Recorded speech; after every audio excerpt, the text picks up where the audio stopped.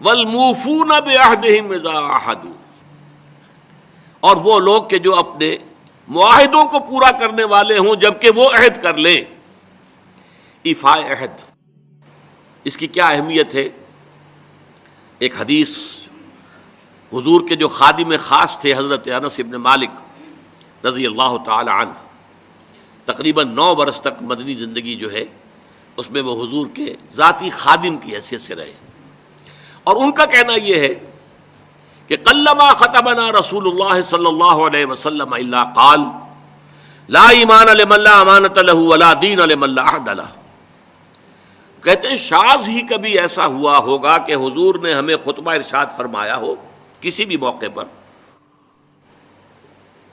اور اس میں یہ الفاظ مبارکہ آپ نے نہ فرمائے ہو کہ اس شخص کا کوئی ایمان نہیں جس میں امانت داری کا وصف نہیں، اور اس شخص کا کوئی دین نہیں جس میں ایفاء عہد نہیں۔ کیوں؟ دین بھی نام ہے اللہ سے اپنے ایک عہد کو پورا کرنے کا۔ نماز کی ہر رکعت میں ہم کیا کہتے ہیں؟ ایاک نعبد و ایاک نستعین، پروردگار ہم صرف تیری ہی بندگی اور پرستش کرتے ہیں، اور صرف تیری ہی بندگی اور پرستش کرتے رہیں گے، اور اے پروردگار ہم صرف تجھ ہی سے مدد کے خواہاں ہیں اور تجھ ہی سے مدد چاہتے رہیں گے۔ یہ عہد ہے، بہت بڑا عہد ہے، بہت بڑا عہد ہے۔ اس عہد کو پورا کرنا ہی دین ہے۔ اللہ کی بندگی، اللہ کے احکام کی اطاعت، اللہ نے جن چیزوں کو حرام کیا ان سے اجتناب کرتے رہنا، اللہ کے فرائض کی ادائیگی، اللہ کے لیے تن من دھن لگا دینا، ایاک نعبد و ایاک نستعین۔ اب ظاہر بات ہے کہ جو شخص انسانوں کے ساتھ چھوٹے چھوٹے کیے ہوئے عہد پورے نہیں کرتا، وہ اتنا بڑا عہد اللہ کے ساتھ کیسے نبھا دے گا؟ جو 2 پیسے کے اندر امانت کا ثبوت نہیں دے سکتا، اس میں بھی خیانت کر گزرتا ہے، وہ 2 کروڑ میں کیسے امین ثابت ہوگا؟ لہذا لا دین لمن لا عہد لہ، لا ایمان لمن لا امانۃ لہ ولا دین لمن لا عہد لہ۔ جس شخص میں امانت داری کا وصف نہیں ہے اس کا کوئی ایمان نہیں، اور جس کے اندر ایفاء عہد کا مادہ نہیں ہے اس کا کوئی دین نہیں۔ اب خاص طور پر اس نیکی کی بحث میں جس ربط اور ترتیب کے ساتھ یہ بات آ رہی ہے اس کو سمجھیے۔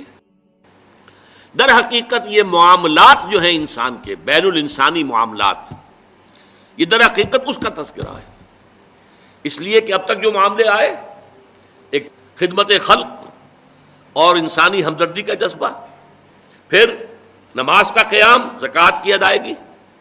اب جو یہاں آ رہا ہے یہ معاملات ہیں بین الانسانی معاملات۔ معاملہ کہتے ہیں جو 2 افراد کے مابین کوئی بات ہو رہی ہو، عمل سے معاملہ، جوہد سے مجاہدہ، قتل سے مقاتلہ۔ تو جب 2 فریقوں کے درمیان جوہد ہوگی، جوہد کا جوہد سے ٹکراؤ ہوگا تو وہ مجاہدہ بن جاتا ہے۔ جب 2 فریق ایک دوسرے کو قتل کرنے کے درپے ہیں، یہ مقاتلہ ہے۔ معاملہ جب 2 انسان یا 2 فریق یا 2 گروہ یا 2 کمپنیاں، یہ کمپنیاں جو ہیں وہ بھی آپ کو معلوم ہے لیگل پرسنز شمار ہوتے ہیں، ان کے مابین کوئی معاملہ ہو رہا ہے، کوئی معاملہ طے کر رہے ہیں، ان معاملات کے اندر سٹریم لائننگ کرنے والی ایک شے ہے، اگر وہ ہو جائے سارے معاملات درست ہو جائیں گے۔ اب آپ کو معلوم ہے ایفاء عہد کا جذبہ پیدا ہو جائے۔ دیکھیے معاملات کی میں آپ سے وضاحت کروں، ایک شخص امپلائر ہے، ایک امپلائی ہے، ان کے درمیان ایک کانٹریکٹ ہے، یہ ریمونریشنز ملیں گی، یہ مراعات، یہ مفادات، یہ تنخواہ، یہ کام تمہیں کرنے ہیں۔ اب اگر ایک شخص پوری تندہی کے ساتھ وہ کام نہیں کرتا تو وہ حرام خوری کر رہا ہے، ایفاء عہد نہیں کر رہا۔ ایفاء عہد کا تقاضا یہ ہوگا کہ کوئی سپروائز کرنے والا ہے یا نہیں ہے، کوئی دیکھنے والا ہے یا نہیں ہے، وہ اپنے معاہدے کے اندر بندھے ہونے کی بنیاد پر کام کرے، اور حتی الامکان اپنی جو بہترین صلاحیتیں ہیں وہ۔ اسی طرح چھوٹا سا معاملہ ہے، آپ نے ایک شخص کو مزدور کے طور پر رکھا ہے، شام کو 100 روپے آپ نے دینے ہیں، یہ ایک معاہدہ ہے، طے ہو گیا۔ اب یہ مزدور اگر کام چور ہے کہ اگر تو کوئی دیکھنے والا ہے تو کام کر رہا ہے، اور اگر کوئی دیکھ نہیں رہا تو بیٹھ گیا، تو یہ بے ایمانی کر رہا ہے، یہ وعدہ خلافی کر رہا ہے۔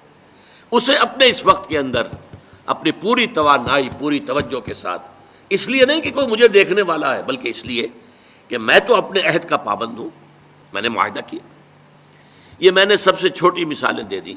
اس سے اوپر آئیے. شادی کیا ہے؟ Social marriage. یہ سوشل کانٹریکٹ ہے. میرج کیا ہے؟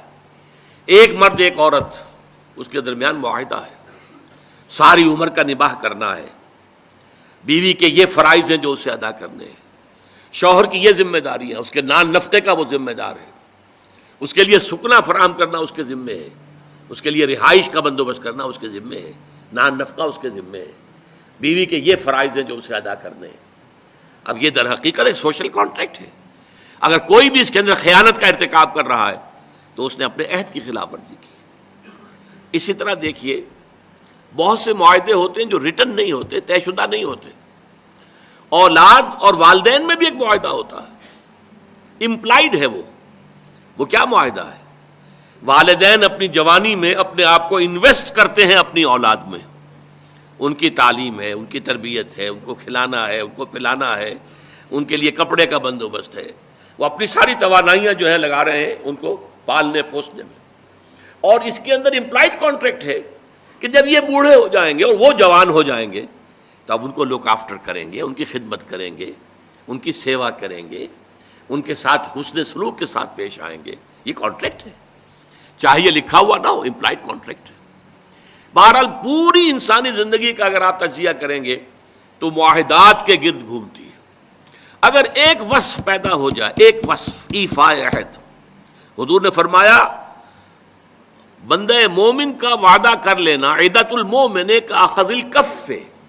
بندہ مومن کا کسی سے کوئی وعدہ کر لینا ایسے ہے جیسے اس کا ہاتھ جو ہے اس کے ہاتھ میں آ گیا ہے. جیسے آپ نے کسی کا ہاتھ پکڑا ہوا، کہاں جائے گا آپ؟ لہذا وہ تو بند گیا، اس نے وعدہ کیا وہ بند گیا. اور یہ ایک واقعہ آتا ہے حضور کا، اور یہ بھی آغاز وحی سے قبل کا واقعہ ہے. آپ کی زندگی میں امانت اور دیانت جس کی بنا پر الصادق الامین کے خطابات آپ کو ملے تھے اپنے معاشرے سے. آپ کاروباری آدمی تھے نا، تجارت کرتے تھے. ایک شخص سے کوئی بات ہو رہی تھی معاملے کی، کسی سودے کی. اس نے کہا کہ ذرا آئے محمد آپ انتظار کیجئے میرا یہاں پر، میں ابھی آتا ہوں. وہ جا کر اپنے کاموں میں ایسا مصروف ہو گیا، بھول گیا. حدیث میں ثلاثہ کا لفظ آیا، 3 کے بعد یاد آیا اسے. اور عام شارحین کا یہ کہنا ہے 3 دن کے بعد. وہ بھولا رہا، اچانک کیا تھا، میں نے تو وعدہ کیا تھا محمد سے صلی اللہ علیہ وسلم کہ آپ یہاں میرا ذرا انتظار کیجئے، میں ابھی آتا ہوں. وہ اسی طریقے سے گھبرایا ہوا گیا تو حضور وہیں تشریف فرما تھے. 3 دن اس نے معذرت پیش کی، کہا میں بھول گیا. تو حضور نے فرمایا میں تو اپنے عہد کا بندھا ہوا تھا، میں نے تم سے وعدہ کیا تھا کہ میں یہاں تمہارا انتظار کروں گا، میں کر رہا ہوں. تو یہ ہے اصل میں. اور جیسا کہ قرآن مجید میں اسی سورہ بنی اسرائیل میں آیا ہے ان العہد کان مسئولا، یہ عہد جو ہے اس کی تو اللہ تعالیٰ کیا مسئولیت ہے، جواب دہی ہوگی.